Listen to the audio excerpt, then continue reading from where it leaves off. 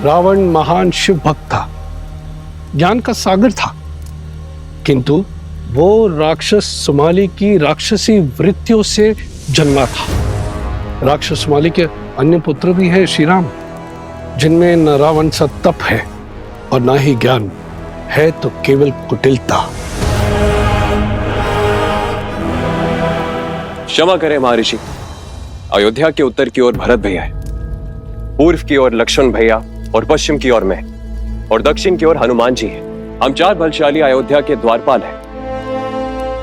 हमारे होते अयोध्या को किसका भय? पांव पर पादुका पहनने से, बाहर के कष्ट से बचा तो जा सकता है कुमार शत्रुघ्न, किंतु फोड़ा यदि देह के भीतर से निकले तो क्या करोगे?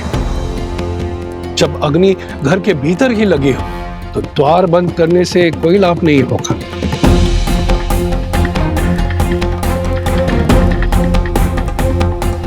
रावण के पापों का अंत तो हुआ है, लेकिन उसकी सोच का नहीं। जो विपदा आने वाली है उसके अस्त्र तलवार या भाले नहीं, असत्य, लोकवाद, झूठी निंदा, ये सब उसके अस्त्र है।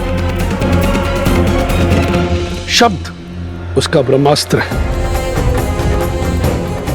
संसार का नियम है, अगर कोई भी असत्य बार बार कहा जाए, किसी की झूठी निंदा बार बार हो, तो वो सत्य लगने लगता है। और यह मनुष्य के स्वभाव की प्रवृत्ति है कि सत्य सामने होते हुए भी वो असत्य की ओर आकर्षित हो जाता है। हर मनुष्य के भीतर छिपी बैठी है असंतोष की अग्नि, इस अस्त्र को विस्फोटक बना देती। जब तक उन्हें मेरी योजना का आभास होगा, तब तक मैं उनका स्वर्ग रूपी संसार भस्म कर चुका हूंगा। मुझे आपकी रणनीति पर बिल्कुल भी विश्वास नहीं है। रावण भैया की शक्ति और साहस का 100वां अंश भी नहीं। अपने शत्रु से 2-2 हाथ करने की स्थान पर जुआरियों की भांति कुचक्र रचना से अंत नहीं होगा उस राम का। शांत प्रिय बहन, शांत। मैं जानता हूं कि तुम्हें मेरी शक्तियों पर संदेह है, इसलिए तुमने अपनी सहायता के लिए किसी और को भी बुलवाया। कौन है वो? हाँ, मैंने सहायता के लिए निस्थल के राजा भस्कर्ण और उनके पुत्र संहादमन को बुलाया है।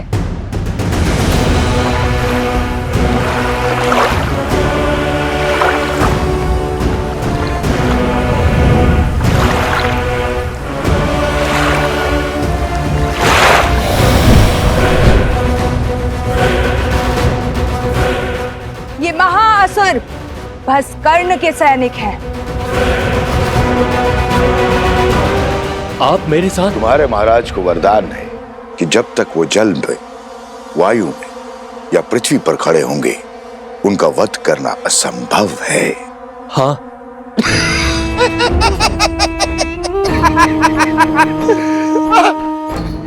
जाओ, करो युद्ध, किंतु एक बात स्मरण रहे, राम पर विजय केवल सहस्त्र रावण पा सकता है। जाओ, अपनी योजना को आकार दो।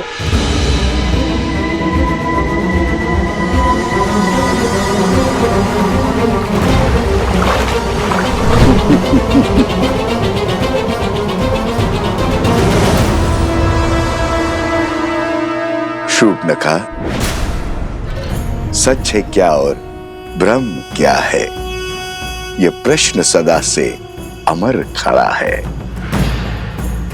सहस्त्र मुखों की सहस्त्र बातें, इनसे भला कौन लड़ा है? आप यही गाते रहो और मैं अपना कर्तव्य निभाती हूं।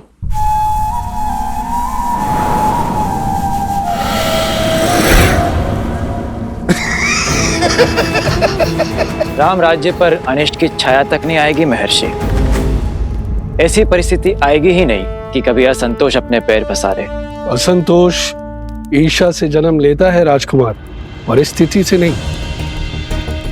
संदेह नहीं है कि श्री राम राज्य को संतुष्ट रखने का प्रयास करेंगे, किंतु राष्ट्र के कोने कोने में सबको सुख और लाभ पहुंचाने में समय लगेगा, और झूठी निंदा, असत्य और संदेह के बीच फैलाने में नहीं।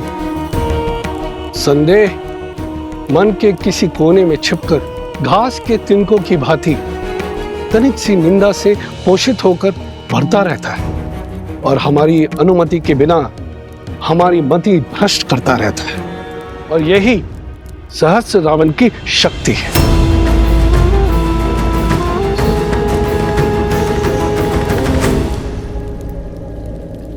मैं राजनीति नहीं,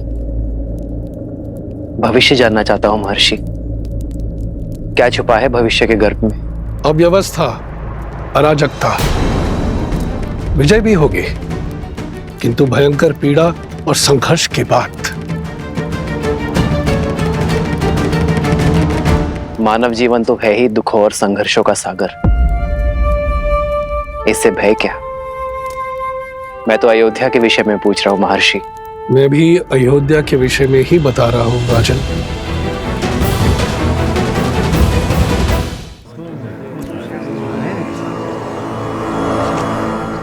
भैया सुना है, श्री राम ने सागर पर सेतु बनाया था, असंभव को संभव कर दिखाया था। देवी देवताओं की विशेष कृपा है हमारे महाराज के ऊपर। सुना तो ये भी है कि रावण कोई साधारण योद्धा नहीं था। कहते हैं युद्ध बहुत ही भयावह था और बहुत दिन तक चला। जंगल में मोर नाचा, किसने देखा?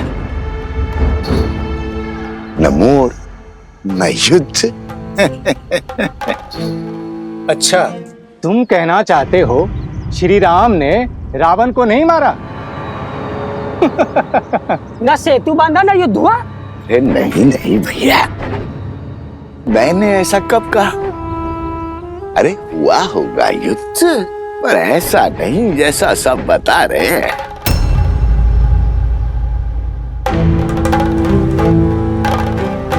सागर तो पर्वत निगल लेते हैं, और उस पर यदि रावण इतना बलशाली था, 10 लोगों का स्वामी था, तो क्या वो सागर पर पुल बांधने देता?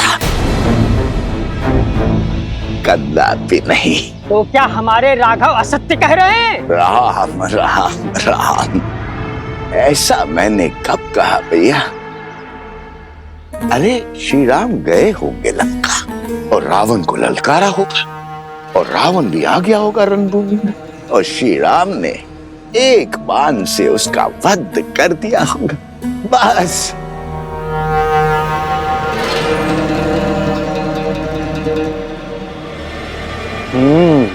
हो सकता है ये सब कथा वानरों ने बनाई हो। ऐसे ही बात का पतंगड़ बना दिया होगा। सत्य वचन भैया, सत्य वचन। ये कहानी अवश्य वानरों ने बड़ी बनाई है। श्री राम तो रघुकुल वंशज है, सोचा होगा श्री राम की यश की गंगा में हाथ धो लेते हैं।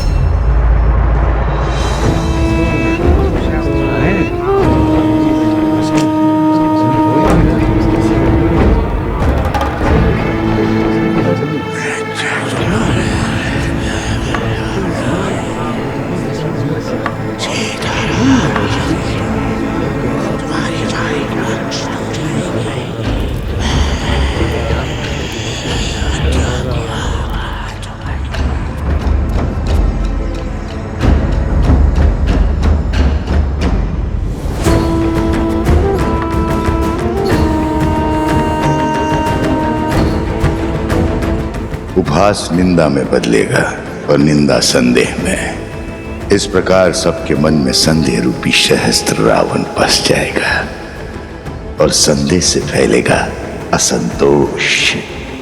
अब राम को मारने के लिए किसी शस्त्र की आवश्यकता नहीं।